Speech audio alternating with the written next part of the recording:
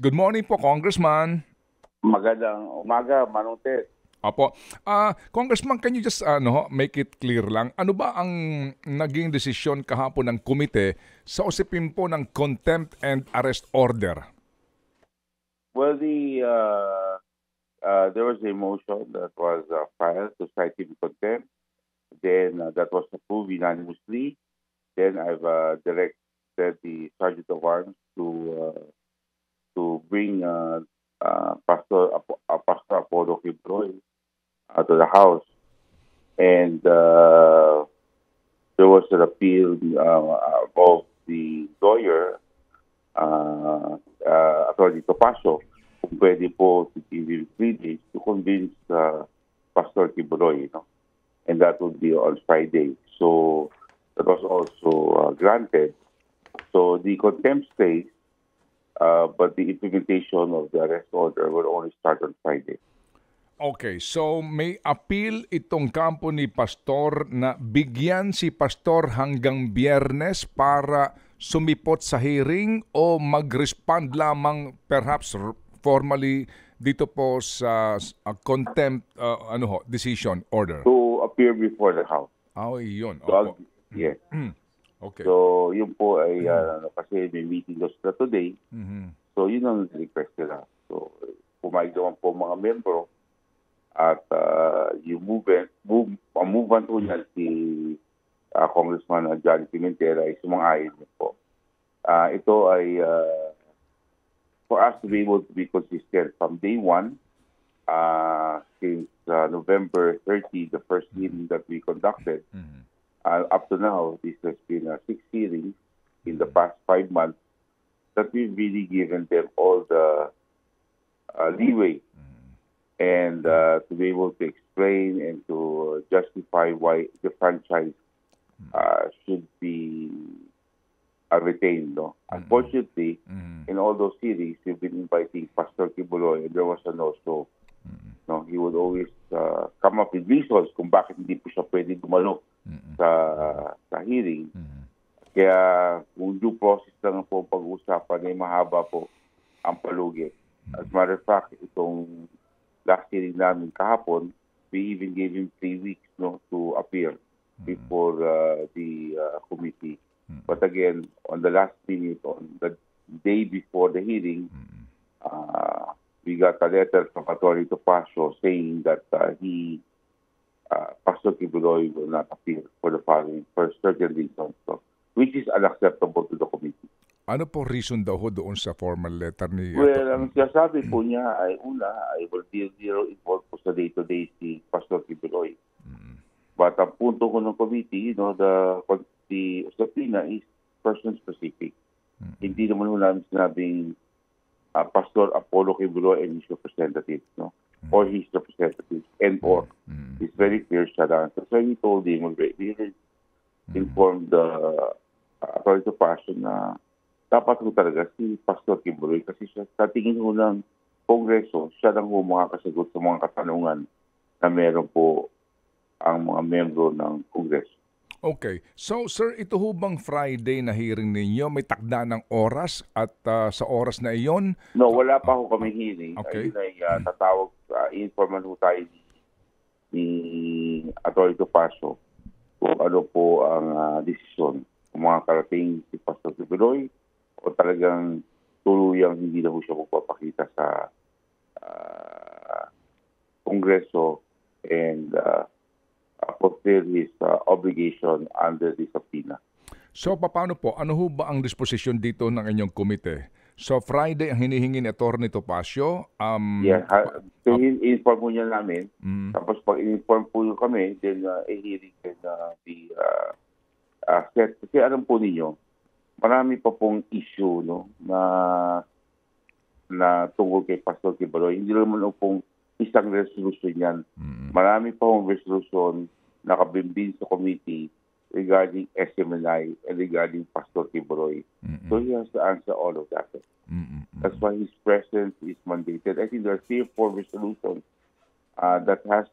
he has to be answered. So hindi pa ho tapos marami pong hearing na tatalakayin regarding SMNI and Pastor Apollo Quiboloy. Sige po. Na pinahid ho ng iba't ibang miyembro ng Kongreso. Opo. Sige. So kapag hindi po sumipot pa rin o magsabi na sisipot na siya sa isang takdang panahon, no? Sa Friday, ano po ang gagawin ng Sergeant at Arms? Ito ba'y mag-serve na nitong arrest order o meron pa kayong kinakailangan na one hearing to formalize everything? No more na. The contempt order stands. So therefore, the Sergeant at Arms has been directed to already look for Pastor Quiboloy after Friday. Okay. Ang inyo pong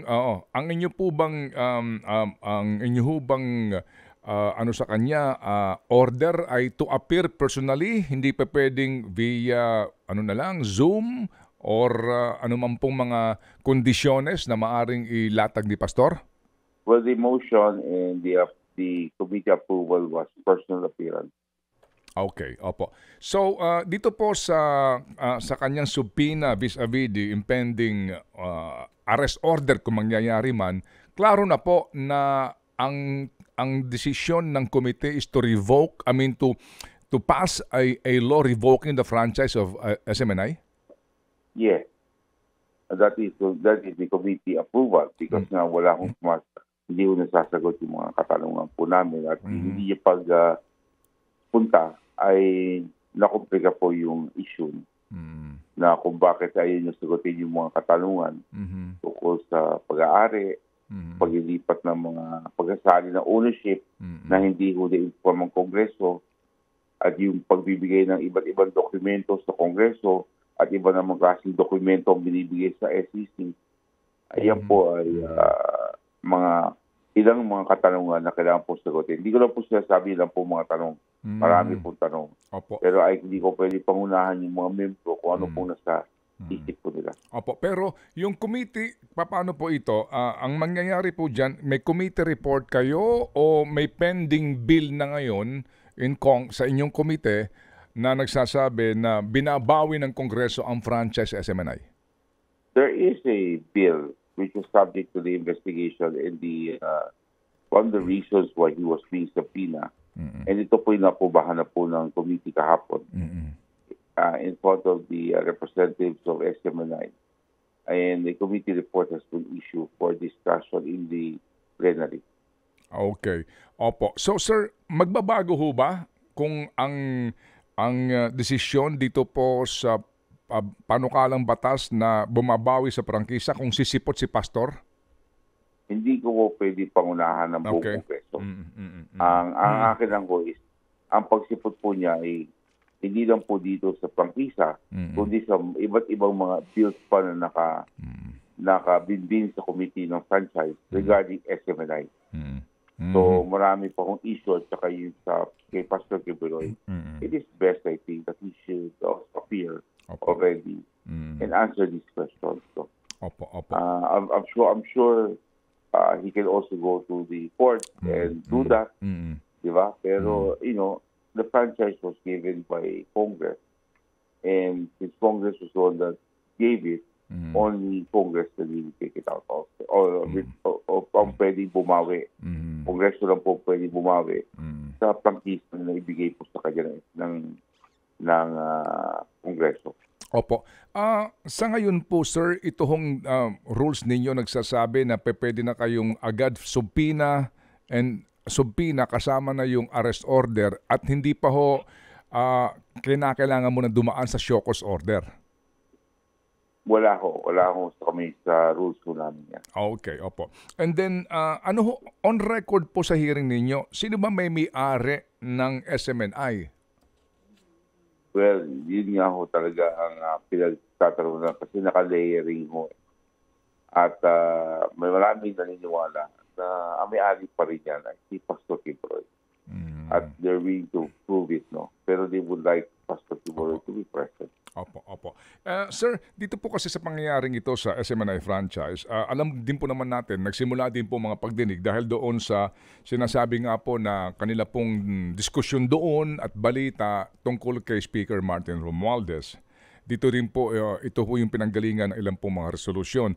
At Opo. dahil dyan, may ilang pong mga himpilan po, may mga network na nababahala na baka ho mangyari ito sa ibang mga network na mayroon pong mga balita na hindi magugustuhan ng ilang pong opisyal ng pamahalaan, gawin din po itong gantong investigasyon and eventually nga po magkaroon kumbaga ng Damocles sword, no? Itong mga network na ito para hindi po gampanan ang tungkulin sa pamamahayag. Well, katulad po ninyo, as far as fact, I think, yung sa issue niyan, alam po ninyo, fake news has no space in has no place in a democratic space, no? Mm-hmm. And very obvious naman na hindi naman po totoo ang mga sinasabi lagi, no? As sinabi ng SMNI, tipid nyo, we call them in, hindi po, sinabi naman po na hindi po walang mas solid na basihan yung sinasabi po nila. We're here to protect the rights of every Filipino. We're protecting them from fake news, and we're protecting even the industry from news programs that do not say the truth or do not tell the truth. Basta kung totoo, wala ko tayong problema. Opo. Pero pag hindi po totoo, doon nagkakaroon mo ng problema, no? Opo. And be rest assured that the committee will not act that way. No? Ang amin dito, pag bayad ka ng prangkisa mo, doon ka nagkaproblema. Pero if you follow the franchise given to you, then you will have no problem. Opo. And definitely, this is not to curtail prestigism. Opo. Pero Congressman, ang sinasabi naman ng iba, pati po ng SMNI, no, na hindi, meron namang legal process o legal remedy ang nagrereklamo against itong komentaryo o balita ng isang network sa pamamagitan po ng existing rules natin, ano? Mayroon pong KBP, meron din pong libel laws, meron din pong cyber libel. Sa halip na ang puntirin mo kaagad, franchise. Ano pong inyong comment doon? Alam po ninyo, hindi naman mo nakita agad yung pag-visa until may nagsampaw ng privilege speech, may nagsampa po ng mga resolusyon. No? And during the process of this 5-month hearing, nakita ko talaga na may mga violation sa prangkisa. So, this is ito po yung nakita dahil nga iniimbestigahan, yung sinasabi po niyang paratang nila kay Speaker Martin Romualdez. Ang problema, during the process, nakita po na talagang marami pong violation ang SMNI. So, dito po, nagbuo yung resolution na kinakancel ang prangkisa ng SMNI para po maprotektahan din po ang ating mga mamayan sa mga programang na hindi ho kaya i-substantiate ang kanilang akusasyon. Opo, sige po. Sa panghuli po, ang Congressman, maganda nga po ito inyong masagot. Nabanggit na ninyo, walang problema kapag katotohanan ang inyong binobroadcast o ang inyong mga sinasabi. Pero Congressman, may mga pagkakataon po naman na ang katotohanan din ang gustong ikubli ng iba. At may katotohanan din po na yung katotohanan ay hindi tinatanggap ng ilang opisyal ng gobyerno. Masakit sa kanila yon. So, paano po kaya namin gagampanan po ang aming papel kung sakasakali na sa amin ito ang totoo, pero hindi naniniwala, sumasang-ayon yung pong opisyal ng gobyerno at kinalaunan, babantaan yung aming prangkisa. Paano po kaya yon? Opo, alam po ninyo, kung nakita nyo na nasa short change kayo ng ibang mga kasi babanggit ko kayo ng ibang opisyal ng gobyerno na hindi po at ako naman po importante po may basihan, meron pong may pinanggagalingan at reliable source, meron po kayong ebidensya sa sinasabi nyo ay wala ko dapat ikatakot At kung meron mong iipit sa inyo, meron po mga korte na magpoprotekta po sa inyo. Opo. At ang Kongreso, definitely hindi po kami pupunta sa isang sitwasyon na nakita namin katotohanan at may basihan ang sinasabi ng isang mamayan. we have seen this already, no? 6 months na talaga kung hindi naman po talaga totoo, hindi po talaga fake news, at walang basihan ang sinasabi po nila. Opo, sige po. So Congressman That's Gus, why kayo po, huwag po kayo mag-alala. Kayo, ang programa po niyo, very, very credible. Di ba po kayo nagsasalta ng walang basihan? Wala lagi dapat mo meron tayo siyang hawakan na basihan. That will hold water in court if needed. Opo. Sige po, Congressman Gus, muli po salamat na marami. Ito ay napakaganda pakakataon din para mapakinggan po ng lahat, no? Kung bakit ba ho naharap sa ganitong pagsubok ang SMNI maging si Pastor Apollo Kibuloy. Salamat po, Congressman. Maraming salamat, Manong Ted, at yung mga tagapakinig. Magandang umaga po sa inyo lahat. Apo, thank you very much. Si Congressman Gus Tambunting ng Parañaque, siya po ang pinuno ng Committee on Legislative Franchise sa mababang kapulungan ng Kongreso. Ted Filon at DJ Chacha. Ngayon, nasa Radyo 5, 92.3 News FM. Monday to Friday, 6 to 10 a.m.